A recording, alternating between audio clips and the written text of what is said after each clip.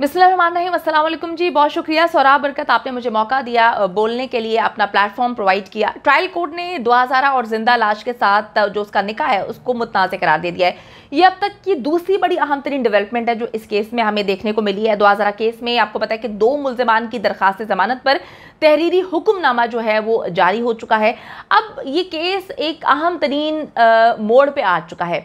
मैं बड़ी दिलचस्पी से देखती हूँ, बहुत सारी पॉइंट्स को हम गौर करते हैं। आप भी जिस तरह से पहले दिन से इस केस को फॉलो कर रहे हैं, मैं भी कर रही हूँ कि जब आप सही होते हैं, आपको सही को प्रूफ करने के लिए बेशुमार बेशुमार बेशुमार तगोदो करनी पड़ती है।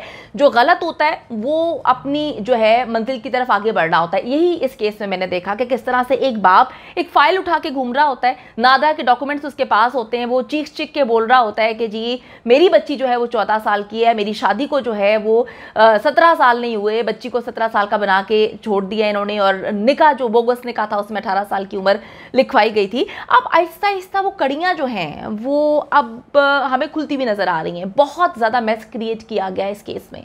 यकीन करें कि मैं परेशान हो गई थी, मुझे ईमेल्स आ रही थी पाकिस्तान से बाहर, जितने भी लोग हैं वो कहते हैं कि पाकिस्तान में अपनी ही बच्ची से मिलने के लिए इतनी आपको तकलीफ का मुजाहरा करना पड़ता है, तकलीफ उठानी पड़ती है। 3 महीने गुजरने को आए हैं, किस तरह से उस बच्ची को ट्रैप किया है। और मैं एक कुछ दिन पहले एक लाइव सेशन था, उसमें दुआज़ारा को बिठाया हुआ था। मैं देखकर बच्ची को डर गई, क्योंकि हमने तो वो वीडियोस और पिक्चर्स देखी हुई है जो मेहदी अली काज़मी साहब ने हमें दिखाई थी। बच्ची जिस तरह से उनके घर में रह रही थी, जो मतलब बच्ची का वहाँ पे हुलिया था, अचानक से इतना वाइड डिफरेंस आ जाता है बच्ची जब जिंदा लाश के साथ रहती है। दिखाने की कोशिश की जा रही है पहले दिन से कि जी बच्ची बहुत खुश है, लेकिन वो खुशी हमें बच्ची की आंखों में नज़र नहीं आ रही।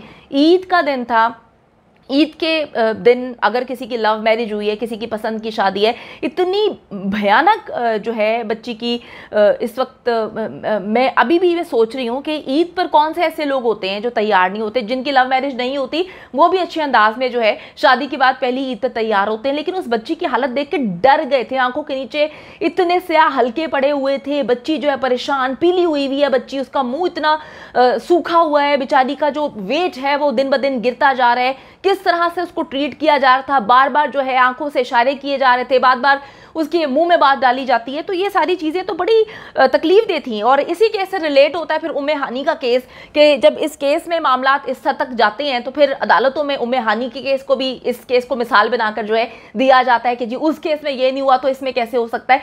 तो हमारी बच्चियाँ इस वक्त सिक्योर नहीं थी। अब जो फैसला आया है, यकीन करें कि हर जो तूफ़ानी रात होती है उसके बाद खूबसूरत सुबह होती है, तो वो सुबह आने वाली है। हम सबको इस सुबह का बहुत पहले से इंतज़ार था। मेहदी अली काज़मी जितनी तगोदो कर रहे हैं, जिस तरह से वो मेहनत कर रहे हैं, उनकी फैमिली कर रही है, आज यकीन करें दिल को बहुत तसल्ली मिली, दिल को तस्कीन मिली।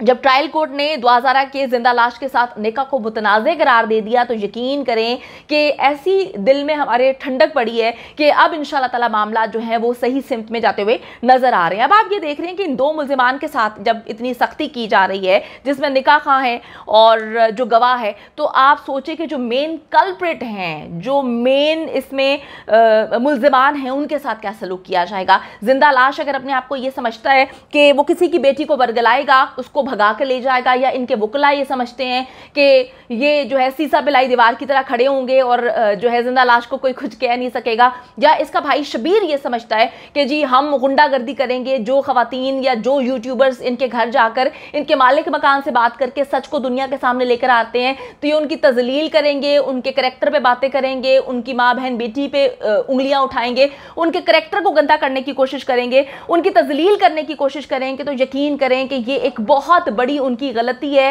ये वो भूल जाएं कि ऐसा होने वाला है, क्योंकि पाकिस्तान की आवाम बहुत अच्छे से ये जानती है कि जिसकी भी जितनी करैक्टर पे बात की जाती है, जिसकी भी तजलील करने की कोशिश की जाती है, वो इंसान इन लोगों के लिए जो है बहुत बड़ा खतरा होता है। तो बच्ची से हमारे नाम भी जो है निकलवाए जा रहे हैं। बच्ची नाम हमारे लेके बोलती है जी मेरी जिंदगी बर्बाद की हुई है, ये कर दिया वो कर दिया, मेहदी अली काज़मी से जान का खतरा है।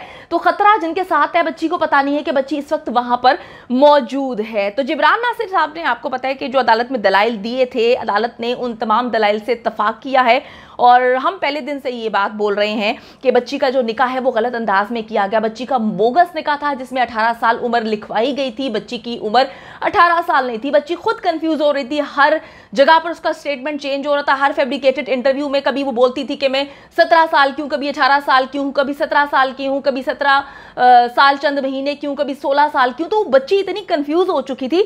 और अब आप ये देख लें कि निकाह खां जो गुलाम मुस्तफ़ा है उसने भी इसकी तस्दीक नहीं करवाई कि बच्ची जो है जिसका मैं निकाह पढ़ा रहा हूँ, पहले झूठ बोलते रहे। उनके झूठ का लेवल आप चेक करें कि इनका वकील बोलता रहे कि हाँ हाँ हाँ जिसको पकड़ा है उसने तो निकाह पढ़ाया नहीं, हाँ हाँ हाँ हाँ जिसे पकड़ा है उसने तो निकाह पढ़ाया ही नहीं है, झूठ बोल रहे हैं, पुलिस से गलत बंदा पकड़ा है।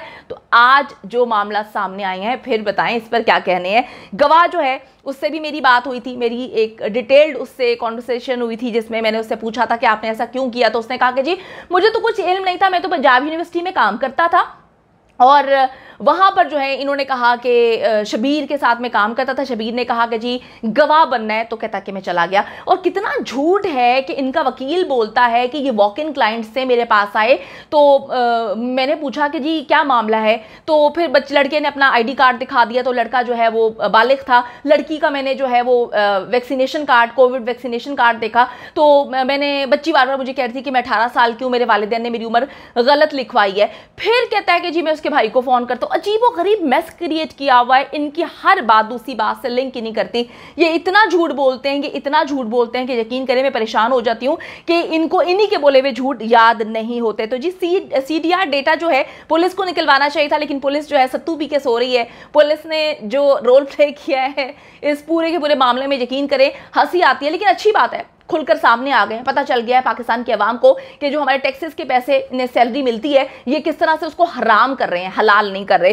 कल जिंदा लाश को अदालत में पेश होना है। उसने लाहौर की अदालत से 14 जुलाई तक के लिए जो है अबूरी जमानत ली हुई है। कहाँ तक भागेंगे जिंदा लाश, आप कहाँ तक भागेंगे? आखिर में आपको जो है वो आना ही पड़ेगा। जब आप एक बार आएंगे तो आपको पता चलेगा कि आपने क्या किया। आप पाकिस्तान की बच्चियों को वर्गलाते हैं, उसके बाद आप लोग उनको बेच देते हैं। तो इंशाल्लाह ताला वो दिन करीब है जब इन लोगों को जो है इनको पकड़ा जाएगा। इनको पकड़ के इनकी जब फेंटी, इनको एक चपेड़ लगनी है, सिर्फ एक चपेड़ की मार है, इन्होंने जो है दस्ती बता देना है कि कौन सा गैंग इन्वॉल्व है, कौन सा गिरोह, कौन सा नेटवर्क, किसको ये लड़कियां सप्लाई करते हैं। इंशाल्लाह ताला बहुत जल्द वो वक्त आने वाला है।